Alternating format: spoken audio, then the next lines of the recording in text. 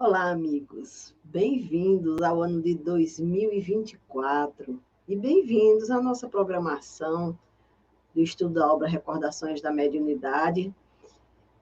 Após as festas, passadas as festas de Natal, de Ano Novo, nós vamos dar aqui prosseguimento ao estudo desse 10º capítulo, que encerra o nosso estudo da obra Recordações da Mediunidade. E o nosso projeto, a data para ser encerrada seria o dia 25 de dezembro, um dia após o dia do nascimento de Ivone Pereira. Infelizmente, nós tivemos aí alguns atropelos com relação à saúde. E aí a gente teve que dar uma pausa no momento, porque era impossível gravar para vocês, né? A voz não estava, como ainda não está tão boa, mas estava péssima. Então, nós aguardamos passar esse período para a gente poder concluir o nosso estudo desse 10º capítulo da obra da Ivone Pereira, do livro Recordações da Mediunidade, que se intitula O Complexo Obsessão.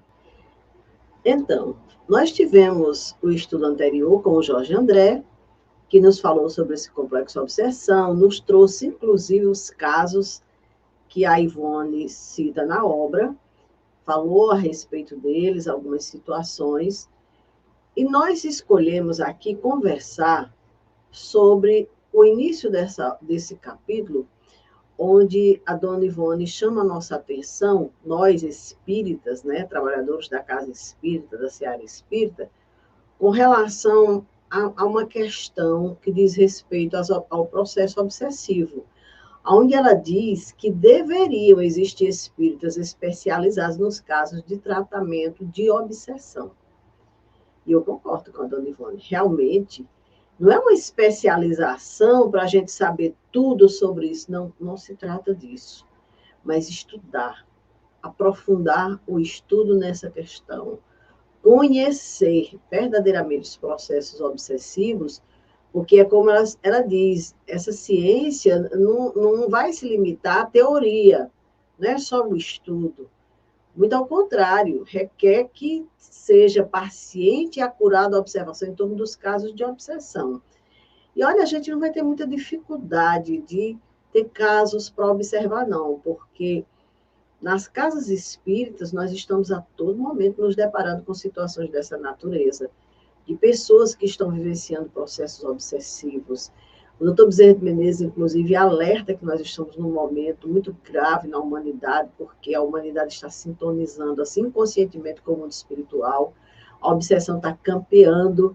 Então, ela nos diz que a observação pessoal, a prática no exercício do sublime mandato espírita, vai enriquecer os nossos conhecimentos, e aí nós teremos ricas possibilidades de instrução e aprendizado para auxiliar aquelas pessoas que chegam na casa espírita visando a cura, quando a cura seja possível, porque nós vamos ver aqui ao longo desse momento da fala da dona Ivone e do doutor Bezerra de Menezes, que existem obsessões curáveis e obsessões incuráveis aqui na reencarnação presente. Então, ela diz aqui, com relação a essa questão, essa chamada de atenção para os espíritas, que cabe a nós, os espíritas, os médios, os diretores de trabalhos práticos, agirem com o cabedal que a doutrina fornece, a fim de testemunhar o valor da mesma. Então, que cabedal é esse que a doutrina fornece?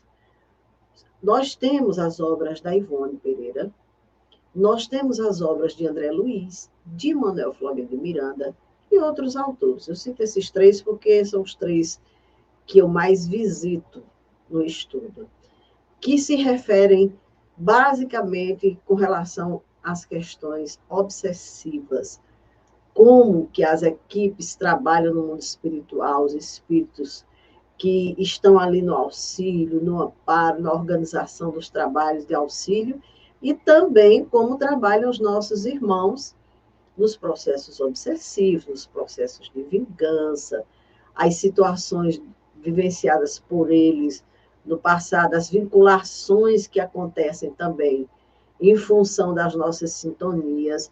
Então, é muito importante que a gente tenha esse conhecimento, que a gente faça uma análise de tudo isso que a gente estuda com relação às comunicações que a gente recebe. Que muitas vezes a gente está tratando uma questão na mesa mediúnica que nós já estudamos nos livros, e fica mais fácil para a gente conduzir o diálogo, para a gente conduzir a orientação, para a gente saber como trabalhar aquela questão. E também algo que ela nos alerta que aí diz respeito a cada um de nós. Coração reeducado nos princípios do amor e da fraternidade e equilíbrio moral autêntico. Ela não diz aqui que você tem que ser santo, mas que precisamos reeducar nos princípios do amor e da fraternidade no nosso coração e precisamos buscar urgentemente esse equilíbrio moral autêntico para a gente poder lidar com a autoridade moral em situações diversas que vão nos trazer os irmãos que chegam até a reunião de desobsessão.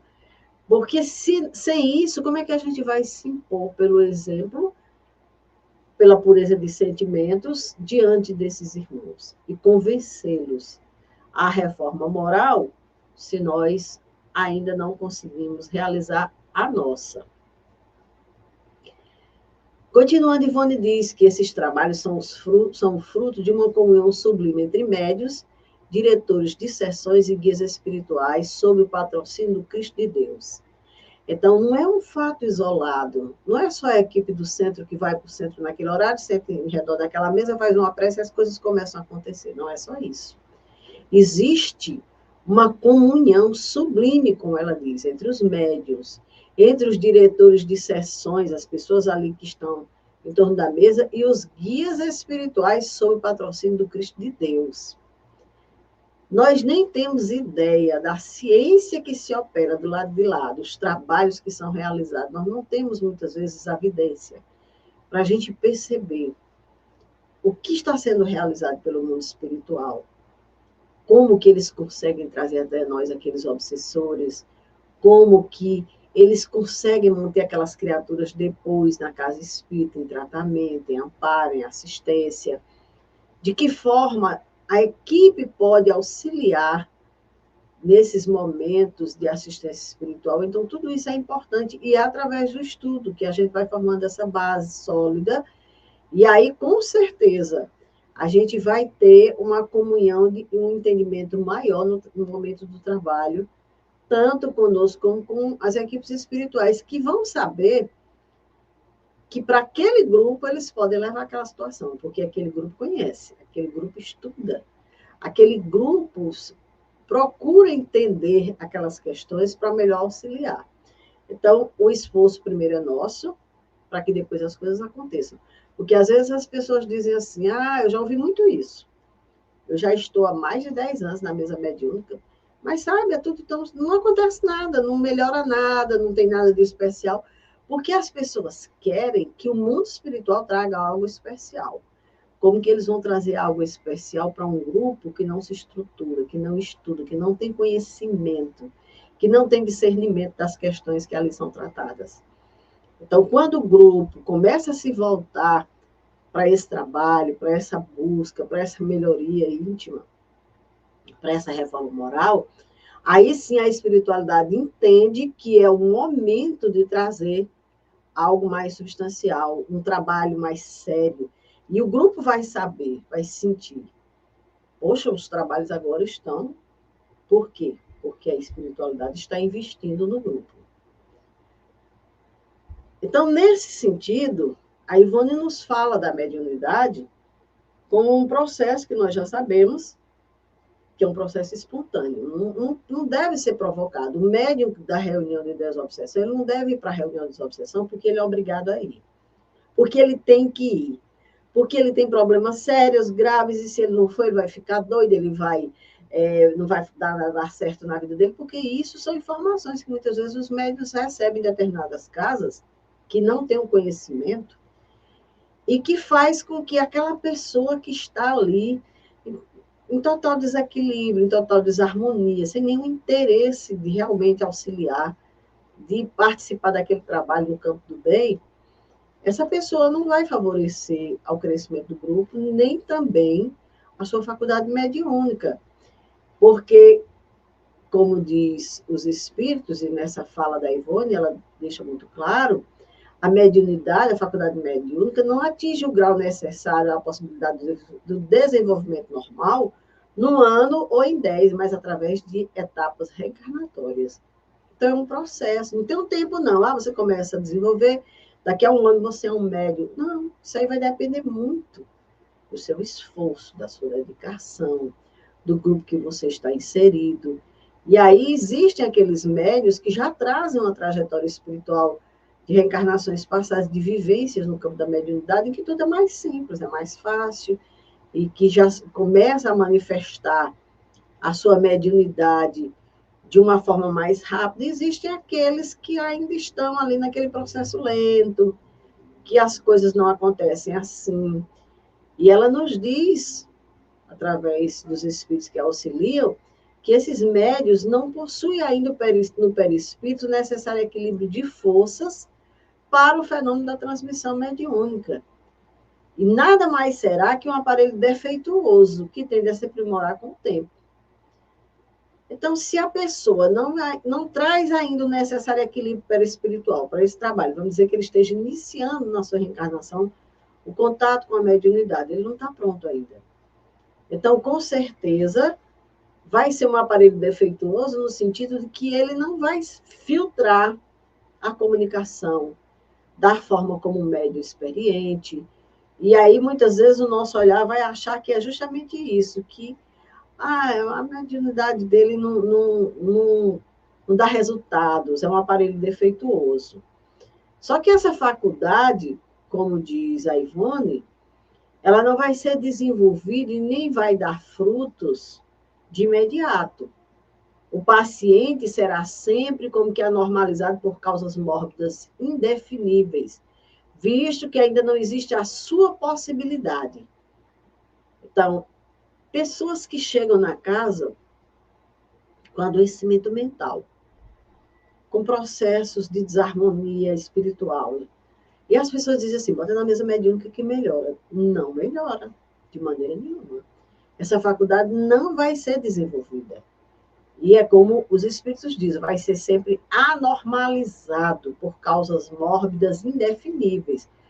Porque não existe possibilidade, ele não atingiu a plenitude que a criação dele exige, é um ser ainda inacabado, ainda em elaboração, que apenas estará plenamente criado quando suas faculdades gerais se equilibrarem em funções coordenadas.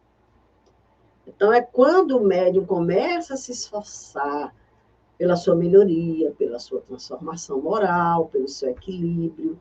E aí você vê que existe um progresso.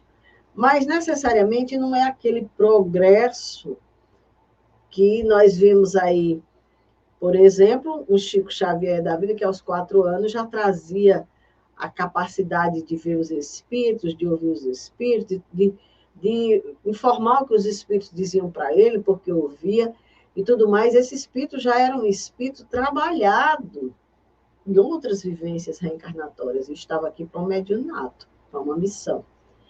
Então, não é o nosso caso, mas nós precisamos conhecer, precisamos estudar a mediunidade, principalmente para quem está nos grupos de desobsessão, estudar a obsessão, para melhor auxiliar, para melhor compreender. Nesse capítulo, a Ivone traz aqui um caso que chamou muito a minha atenção, que diz respeito a obsessores que não são verdadeiramente maus. Quer dizer, aquele espírito que ele está perseguindo alguém, mas a maldade dele é só com aquela pessoa. Ele não é verdadeiramente mau. E ela cita aqui um caso que foi atendido na Casa Espírita da cidade de Juiz de Fora, no estado de Minas Gerais, aonde ela diz que, numa doutrinação, em que se pedia a esse espírito que abandonasse aquela atitude de perseguir o próximo e que perdoasse aquelas situações, o espírito disse algo que chamou muito a minha atenção, assim como a dela. Ele disse, perdoe, minha querida, é com pesar que a contrario. Peça-me outra coisa qualquer, e eu a atenderei com o coração nas mãos. Peça-me que seja bom e caridoso para com qualquer outra pessoa, que ore pelos que sofrem, como a vejo fazer aqui todos os dias. Peça-me o que mais for, e me esforçarei por atendê-la. Mas não me peça para desviar dele, do obsidiado, o castigo que tanto merece. Porque isso está além das minhas possibilidades. Se a senhora soubesse o que ele me fez, olha aí, se a senhora soubesse o que ele me fez, o registro deixado nesse espírito.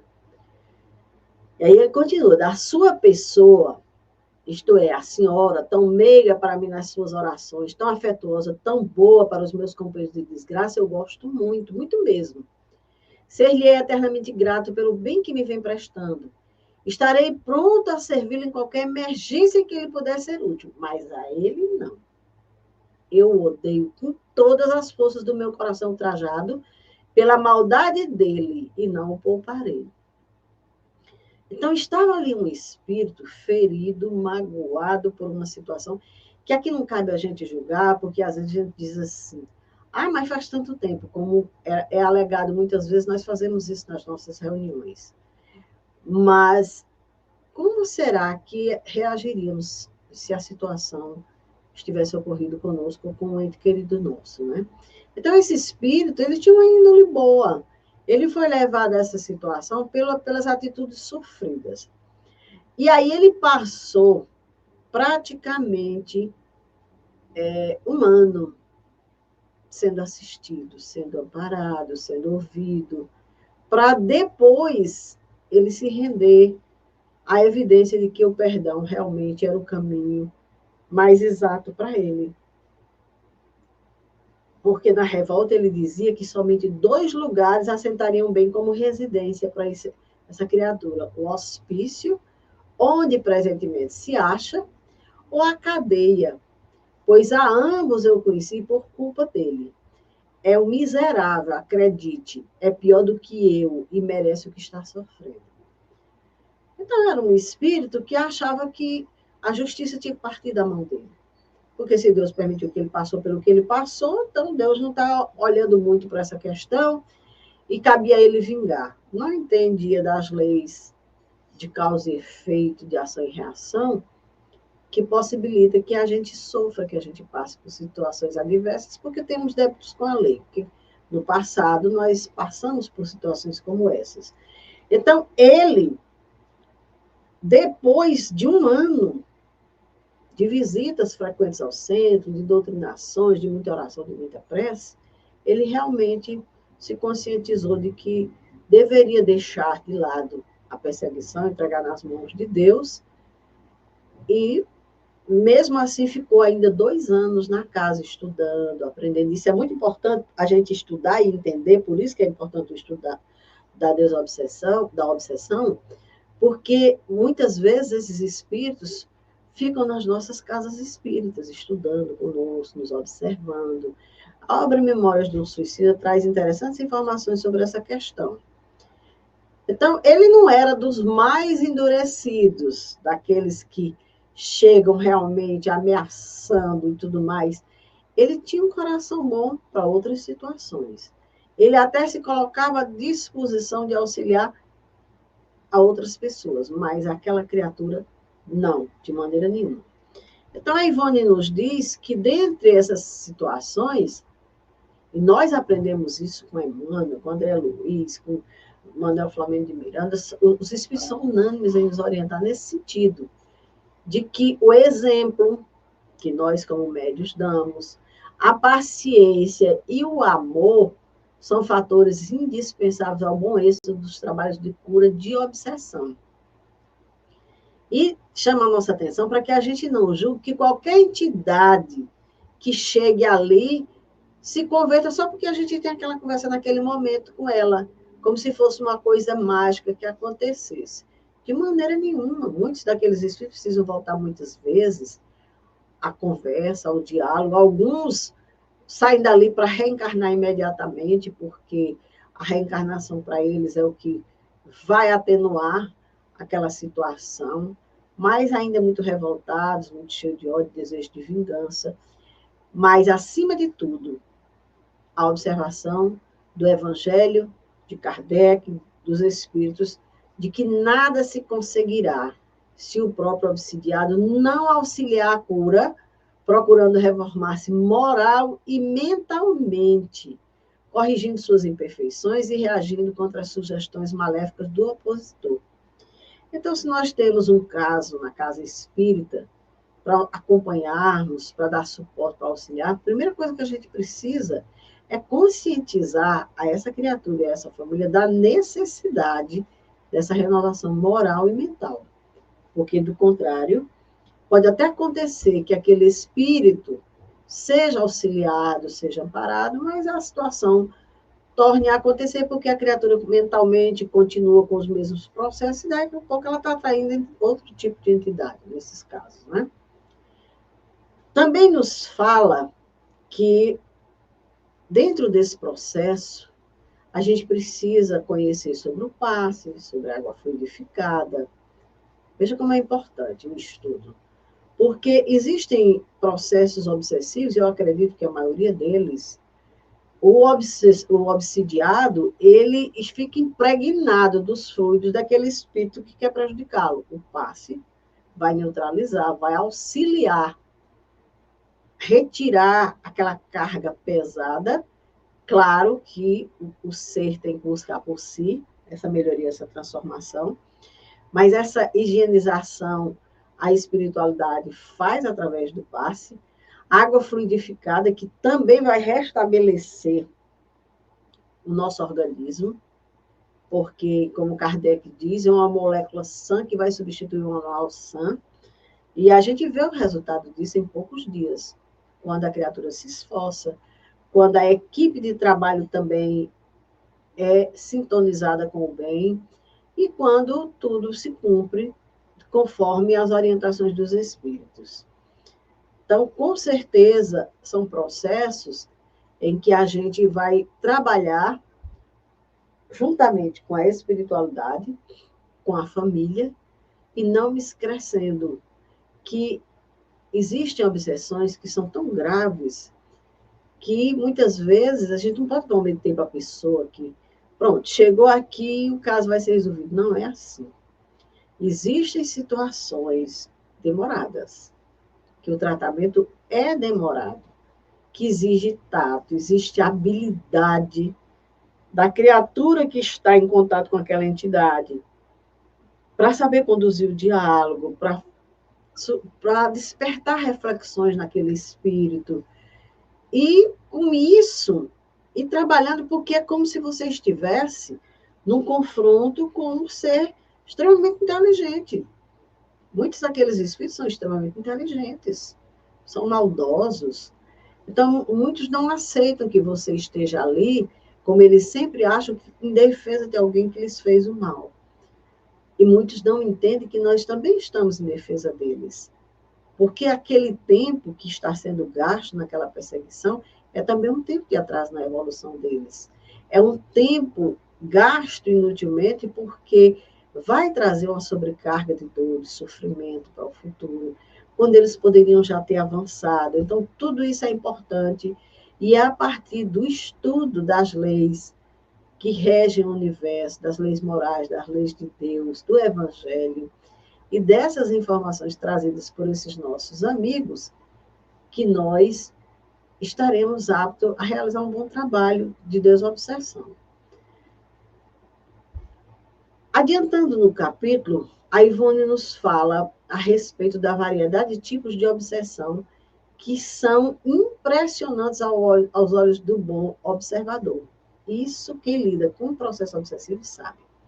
É cada surpresa, coisas que a gente assim, eu nunca tinha visto um caso desses. Sempre está acontecendo. E ela nos diz, as mais perigosas e difíceis de cura são aquelas ignoradas por todos, uma vez que não demonstram perturbação mental no indivíduo atacado. São aquelas que ocultamente solapam a vontade do obsidiado através de uma sugestão contínua, ininterrupta, exercida principalmente durante o sono do paciente, transformando-se em hipnose maléfica.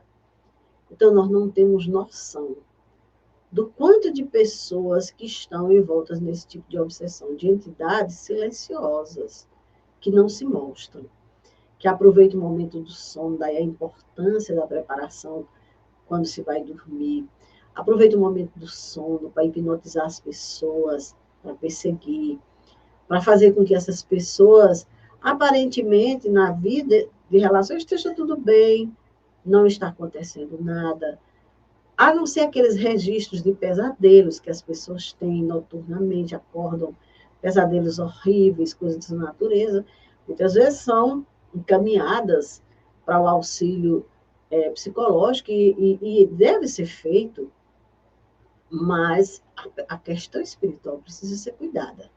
Porque, nesse momento, a criatura ela vai receber sugestões no momento do sono. E aí, quando desperta, é tal e qual uma pessoa hipnotizada. Ela vai fazer aquilo que foi ordenado para ela. E muitas vezes vai surpreender, porque a gente vai dizer assim, meu Deus, mas ela não tinha nenhum registro disso. Aí aqui está. Então, submetida à ação oculta do obsessor, o obsidiado parecerá pessoa comum ao observador. Olha o que nos diz aí. Mas, em verdade, se tornou um autômato, que descerá ao crime ou ao suicídio, se aquele assim o ordenar. Tal obsessão é dificilmente curável, asseveram os mesmos instrutores, porque conta com a cumplicidade do obsidiado que se apraz na prática dos erros a que o opressor o induz. Então, aqui o doutor Bezerra Menezes deixa muito claro, nessa fala, que só é incurável por quê? Porque a pessoa não se permite curar. A pessoa se compraz naquela ordenação que é dada, porque muitas vezes são espíritos que sentem uma culpa muito grande por coisas erradas que praticaram no passado.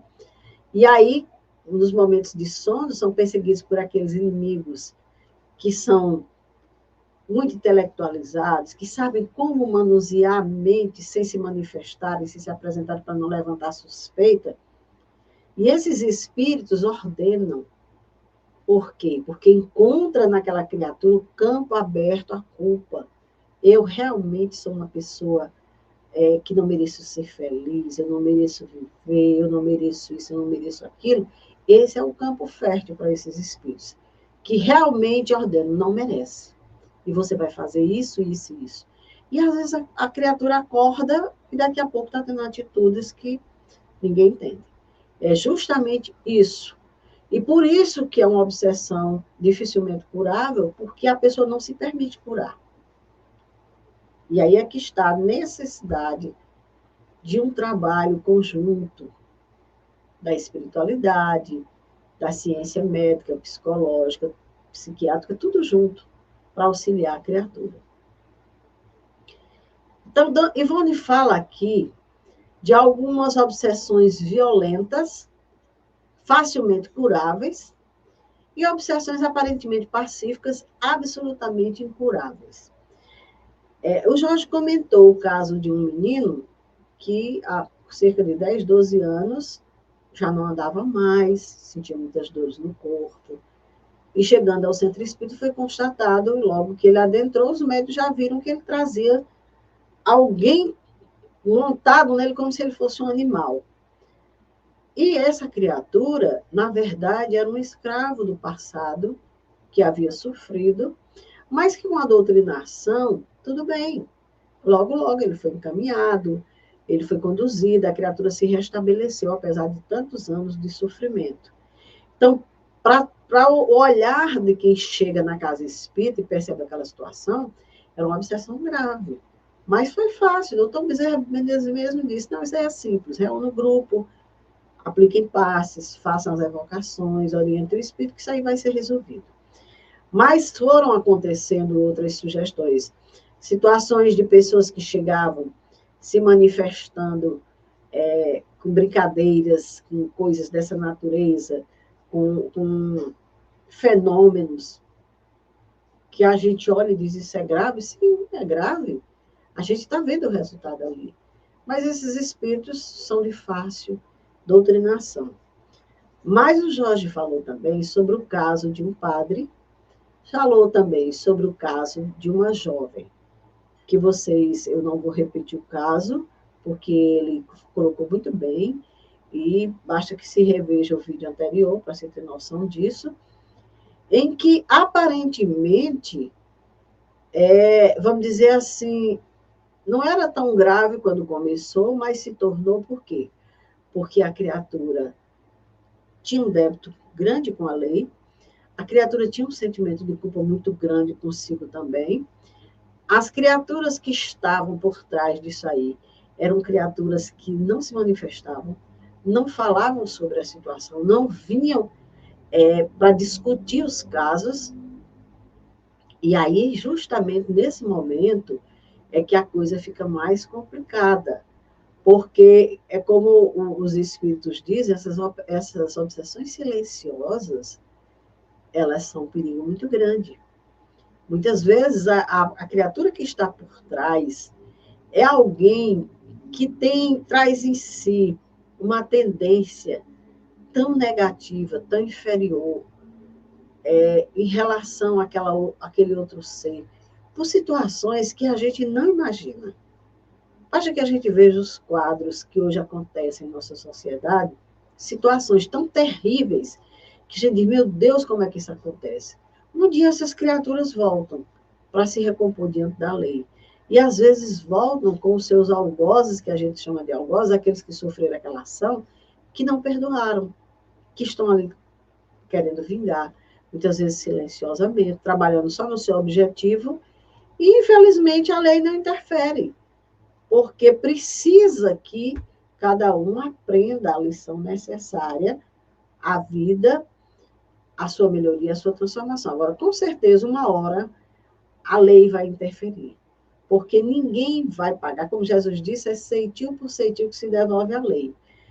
Quando esses ceitios são devolvidos, não há porquê a cobrança continuar a persistir. E aí, muitas vezes, a lei interfere. Quando não existe o perdão, quando um lado não cede, quando um lado não busca se melhorar, se transformar. Então, muitas vezes a criatura cometeu erros absurdos no passado, está aqui numa outra vestimenta, num outro corpo, numa outra situação, mas na intimidade não mudou nada. E aí fica muito fácil de ser localizado, porque os espíritos localizam pela energia da criatura. E aí muitos deles dizem, você que pensa que ele é assim, assim. Isso aí eu conheço de perto. Por quê? Porque observa, porque acompanha. Então, esses processos obsessivos são processos que a gente precisa realmente se debruçar sobre eles, estudar. Porque não são só esses casos trazidos aqui por Ivone Pereira. Quantos casos que a gente não acompanha em nossa sociedade? De pessoas que, de repente, cometem suicídio. A gente fica pensando, por que, meu Deus? O que foi que houve? A pessoa tinha tudo. Existe um passado nisso tudo. Existe um estado de consciência culpada. Existem inimigos espirituais. Existem desejos de vida, tantas coisas envolvidas que a gente precisa conhecer, que a gente precisa estudar para melhor conduzir as orientações, para melhor tentar informar essas criaturas com relação àquelas situações. Porque se existe lei de ação e reação, se existe a possibilidade de retornarmos para o aprendizado, então nós temos que explicar isso para esses espíritos. Nós temos a obrigação de passar para eles, num diálogo, uma orientação, um esclarecimento. Porque a espiritualidade não tem todo esse trabalho de trazer uma criatura para conversar conosco, apenas para quando chegar a gente receber e dizer, vá com Jesus. Não, não é para isso. É para você conversar com ele, ouvir o que ele tem a dizer, e dentro daquilo que ele diz, quais os argumentos que a doutrina traz que possam auxiliar.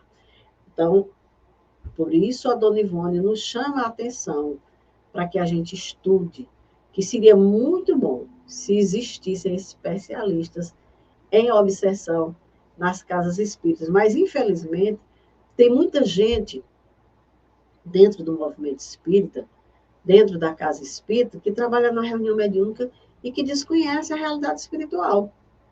porque acha que é só chegar ali, fechar os olhos e receber e acabou-se. Tem muita gente que está naquele trabalho também realizando sem saber exatamente o que está fazendo ali. E não era para ser dessa forma, de maneira nenhuma. Era para a gente ter real conhecimento daquela situação, porque, como Hermínio Miranda diz, o mundo espiritual reverte-se de enganosa simplicidade. E ele nos apresenta o livro Diálogo com as Sombras, que para quem quer ter um pouco de noção do que seja o processo de uma reunião de desobsessão, leia esse livro, para ver como se organizam as equipes espirituais, como se organizam as equipes do mundo espiritual, perseguidoras, vingadoras, seja lá qual for a situação, os diversos tipos. É muito importante. E aqui no final desse capítulo, ela coloca alguns itens que a gente vai rapidamente comentar aqui, que ela diz que a ascendência de médios e doutrinadores sobre o obsessor e obsidiado, que é aquilo que nós falamos lá no início, né, a importância da superioridade moral, não para ser melhor do que aquele espírito, mas para ter como conduzir moralmente aquela conversa. Conhecimento pleno, se não profundo, da causa que defendem. Precisamos saber qual é a causa que eles estão defendendo, para que a gente possa ter elementos de compreensão, de entendimento e de auxílio. Absoluta coragem, a coragem da fé para enfrentar o obsessor e também o obsidiado, que poderá ser tão rebelde e endurecido quanto o primeiro. Quer dizer, tem pessoas que têm medo dos obsessores, estão na reunião mediúnica que têm medo dos obsessores. Quando, na realidade, tem que ter fé em Deus, na equipe espiritual, no trabalho, saber que ali existe um adoecido e não ficar com medo, porque isso abre brecha à perseguição dos obsessores. Ter humildade perante si próprio e as leis divinas, certificando-se de que as vitórias conseguidas no setor pertencem a Jesus. Não é se vangloriar, eu dou um espírito terrível, consegui. Ninguém conseguiu nada. Isso é com Deus, isso é com Jesus. Outra coisa que ela coloca aqui que é bem interessante. Trabalhos para curas de obsessão requerem pureza de vibração e harmonias fluídicas. A equipe tem que se entender, tem que se respeitar, tem que ser uma equipe coesa, uma equipe amiga, uma equipe irmã. Naquele momento, a vibração tem que realmente ser uma vibração que esteja em consonância com a espiritualidade que ali está presente. Não trazer às reuniões de desobsessão as pessoas que estão sendo auxiliadas, de maneira nenhuma. Essas criaturas não conhecem nada do processo, não sabem nada do que está acontecendo ali, podem sair até mais perturbadas quando estiverem diante do seu inimigo, né? Outra, necessário que os responsáveis pelos citados trabalhos orem e vigiem a cada passo.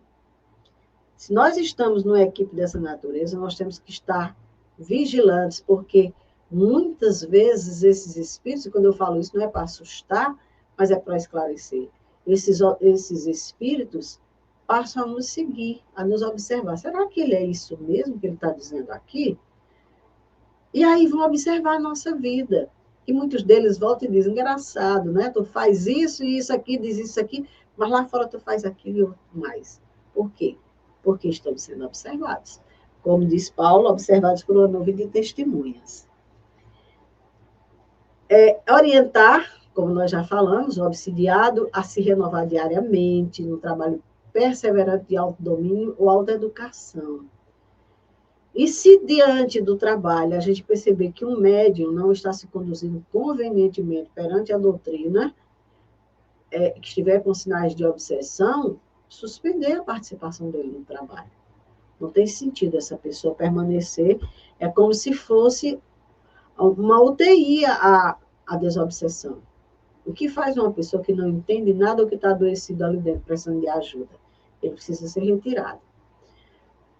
E nos chamados casos de animismo, prestar atenção a essas pessoas e se cuidar delas, encaminhá-las para um atendimento, ajudar, colocar num trabalho para ela ir se perdoando, se aceitando, se amando, sendo auxiliado, para realmente ter condições de auxiliar no futuro.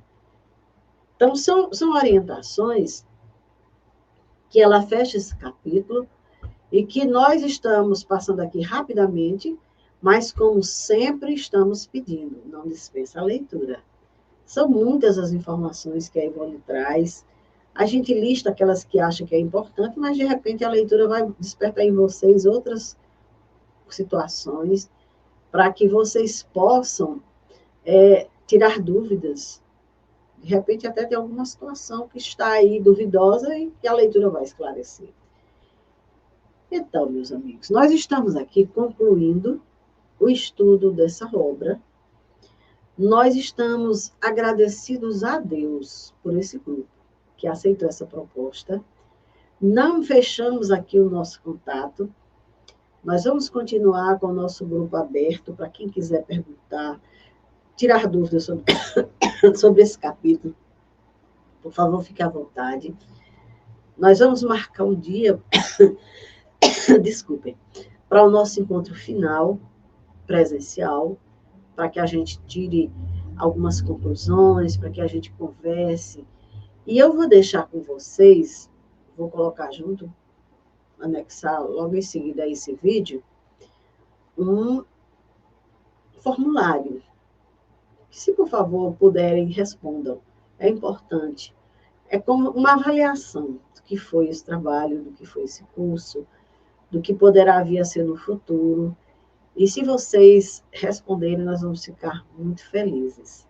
Então, de já, nós queremos agradecer a confiança, a convivência de vocês, esse momento. Foi muito bom conhecer muitas pessoas que estavam distantes da nossa convivência e que, graças a Deus, esse mecanismo virtual possibilitou a aproximação, possibilitou o convívio, e que são laços que a gente não encerra com o estudo de uma obra. São laços que prosseguem, nós estamos aqui, se Deus quiser, sempre, sempre à disposição, e desejamos que esse ano de 2024 seja realmente um ano de melhorias e transformações em nossas vidas.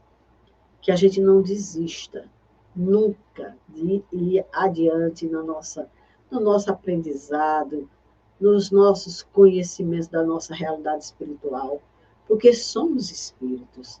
Estamos cercados por essa nuvem de testemunhas, como nos diz Kardec, os espíritos atuam de tal forma em nossas vidas que muitas vezes são eles que nos conduzem. Então, a gente precisa ter conhecimento dessa realidade espiritual.